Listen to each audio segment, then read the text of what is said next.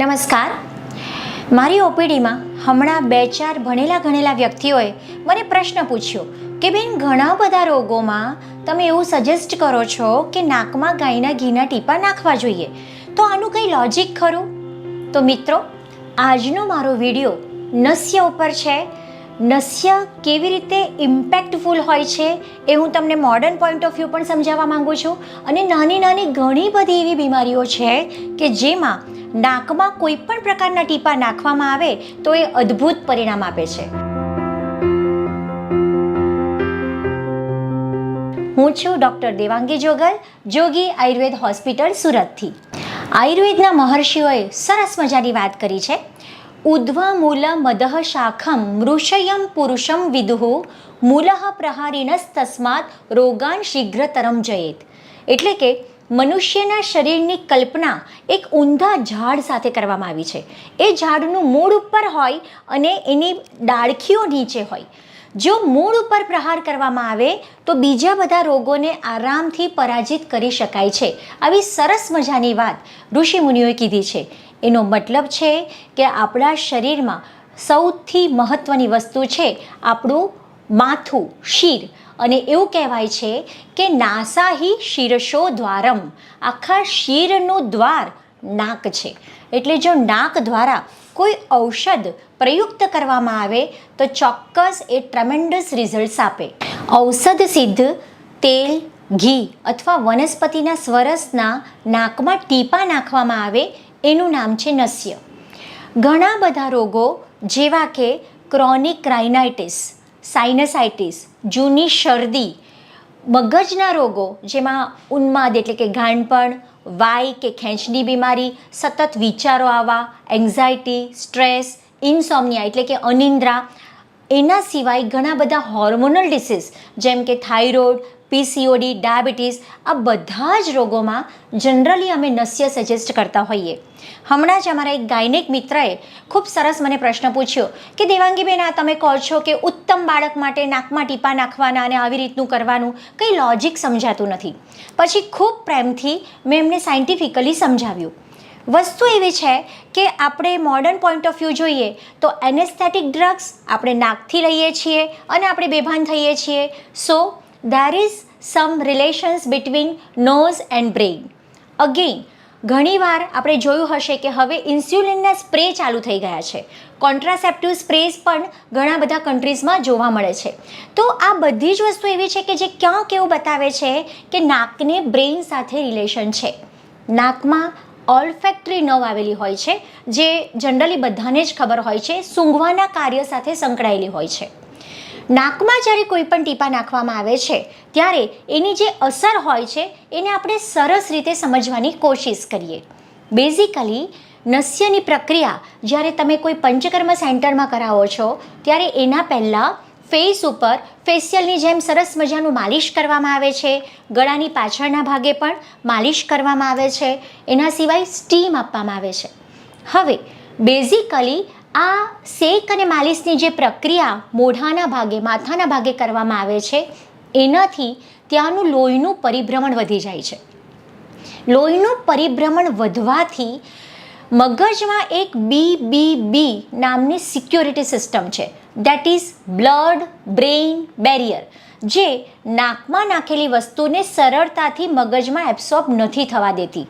હવે જ્યારે તમે આ પ્રોસિજર કરો છો ત્યારે નેચરલી માથામાં લોહીનું પરિભ્રમણ વધે છે અને એના લીધે BBB થોડોક નીચો જાય છે. એટલે હવે પછી જે નાકમાં ટીપા નાખવામાં આવશે એ ચોક્કસ સારી રીતે અંદર એબ્સોર્બ થઈ શકશે. બીજી મહત્ત્વની વસ્તુ, ઓલ્ફેક્ટરી નર્વનું કનેક્શન હવે આપણે જોઈએ. ઓલ્ફેક્ટરી નર્વ નાકમાં નાખવામાં આવેલા ટીપાથી સ્ટિમ્યુલેટ થાય છે.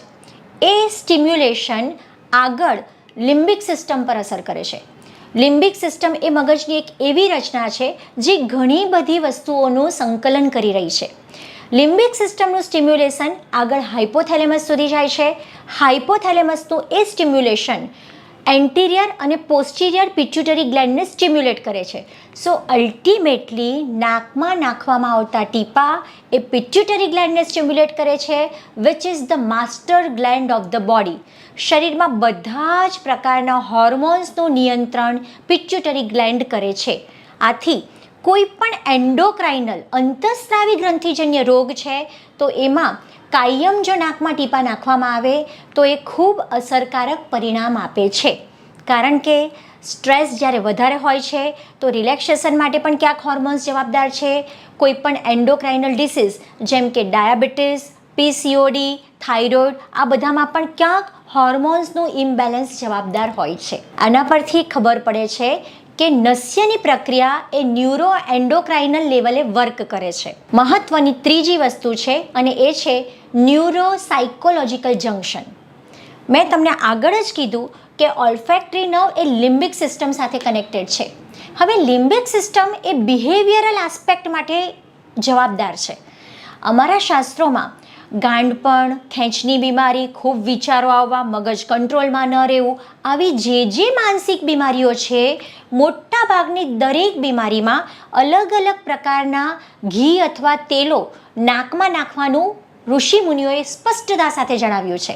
એટલે કે નાકમાં નાખવામાં આવેલા આ ટીપાં લિમ્બિક સિસ્ટમને સ્ટિમ્યુલેટ કરે છે, જેનાથી મનુષ્યનું બિહેવિયર નોર્મલ થવાની શક્યતા વધી જાય છે. તો આમ નસ્ય એ ન્યુરો સાયકોલોજીકલ જંક્શન પર પણ ઉત્તમ પરિણામ આપે છે. એટલે ઓવરઓલ જોવા જઈએ તો નાકમાં નાખવામાં આવેલા આ ટીપાં એ ઘણી રીતે કામ કરે છે. કોઈ પણ એન્ડોક્રાઇનલ ડિસીઝીસ, કોઈ પણ ન્યુરોલોજીકલ ડિસીઝીસ અને કોઈ પણ સાયકેટ્રિક ડિસીઝમાં આ ટીપાં અદ્ભુત પરિણામ આપે છે. હવે ઋષિમુનિઓ શું કહે છે એના પર એક નજર નાખીએ.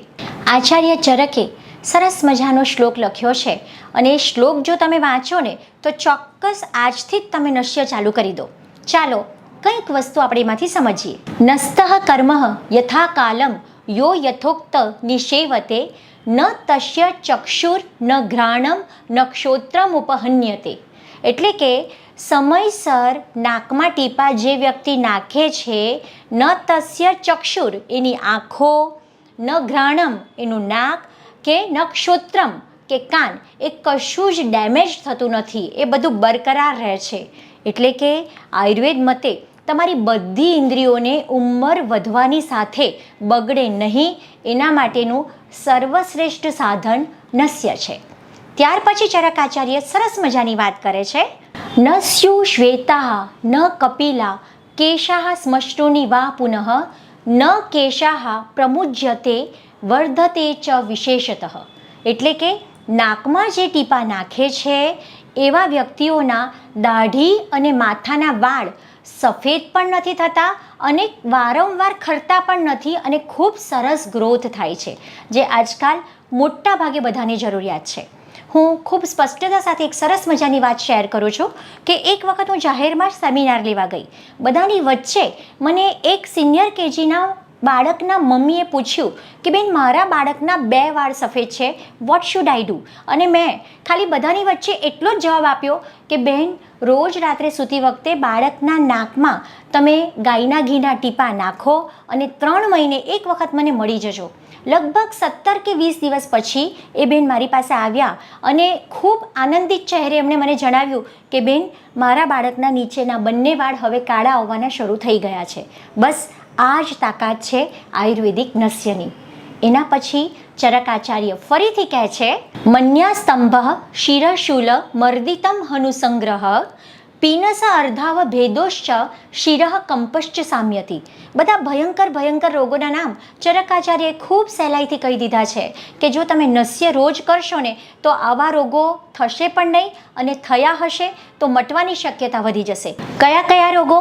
મન્યાસ્તંભ એટલે કે ગરદન જકડાઈ જવી, શિરશૂલ એટલે કે માઇગ્રેન કે ટેન્શન હેડેક કે વાસ્ક્યુલર હેડેક, અર્દિત એટલે કે ફેશિયલ પેરાલિસિસ, હનુગ્રહ એટલે કે જડબું તમારું જકડાઈ જવું, એના સિવાય પીનસ એટલે કે જૂની શરદી, સાઇનસાઇટિસ, ક્રોનિક રાઇનાઇટિસ, એલર્જીક રાઇનાઇટિસ, અર્ધાવ ભેદ એટલે કે અગેઇન સ્પેસિફિક માઇગ્રેન, એના સિવાય શિરઃ કંપ, આપણને પાર્કિન્સન્સના લક્ષણ છે, શરીરમાં અમુક પ્રકારે ધ્રુજારી થતી હોય એવું લાગે છે, તો આ બધા જ ન્યુરોલોજીકલ ડિસઓર્ડર્સ પણ નસ્યથી સારા થઈ શકે છે. આગળ ચરકાચાર્ય કહે છે કે જો રોજ નાકમાં ટીપાં નાખવામાં આવે તો એનાથી સ્વર તમારો સ્થિર અને પ્રબળ બને છે, બધી જ ઇન્દ્રિયો બળવાન બને છે, વૃદ્ધાવસ્થાને તમે પાછી ઠેલી શકો છો અને ઉધ્વ જત્રુગત વિકારો એટલે કે ખભાની ઉપરના રોગોને આવતા અટકાવી શકો છો. કેટલી અદ્ભુત વાત. હમણાં એક બહેને મને પૂછ્યું કે બેન, રાત્રે તમે નાકમાં ટીપા નાખવાનું સૂતા પહેલાં કહો છો, અમે ટીપા નાખીએ અને કંઈક થઈ ગયું તો અમારે ક્યાં જવું? એટલે મેં બહુ જ શાંતિથી સમજાવ્યું કે મોટા ભાગે આપણને ટેવ નથી હોતી, એટલે આપણે એવું વિચારી લઈએ છીએ કે ટીપા નાખવાથી કશુંક થઈ જશે. તો ક્યારેય કોઈને હજી સુધી કશું થયું નથી. એટલે આરામથી તમે એની ધીમે ધીમે ટેવ પાડી શકો. પહેલા દિવસે 2 કે 3 ટીપા નાખો, એક ટીપું વધારતા જાઓ અને વધારીને તમે 6 થી 8 ટીપાએ પહોંચી શકો. જો તમે સિમ્પલ ગાયના ઘીના ટીપા નાખી શકો, એ તમને સૂટ નથી થતું, તો તલનું તેલ, દિવેલ, કોપરેલ, કોઈ પણ લિપિડ રીચ મટીરિયલ તમે પસંદ કરી શકો. કે મોટા ભાગે બ્રેઇન પણ લિપિડ રીચ મટીરિયલ છે, એટલે નાકમાં આવા કોઈ પણ ટીપા નાખવામાં આવે તો એ મગજને ચોક્કસ પોષણ આપશે. આયુર્વેદમાં આવી રીતે રોજ ઘરે ટીપા નાખવાની પ્રક્રિયાને પ્રતિમર્શ નસ્ય કહેવામાં આવ્યું છે. એટલે કે પ્રતિમર્શ નસ્ય રોજ વ્યક્તિ પોતાની જાતે જ પોતાના ઘરે કરી શકે. હા, તમને સમજ નથી પડતી તો તમે અવશ્ય તમારી નજીકમાં કોઈ પણ વૈદ્યનો સંપર્ક કરીને પૂછી શકો કે મારે કયા ટીપા વાપરવા જોઈએ. તો મિત્રો, આ સરસ મજાની વાત છે, તમે તમારા ગ્રુપમાં શેર કરજો.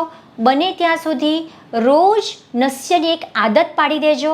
મને ઘણા દર્દીઓએ એવું કીધું છે કે નાકમાં ટીપા નાખવાથી ખૂબ સરસ ઊંઘ આવે છે.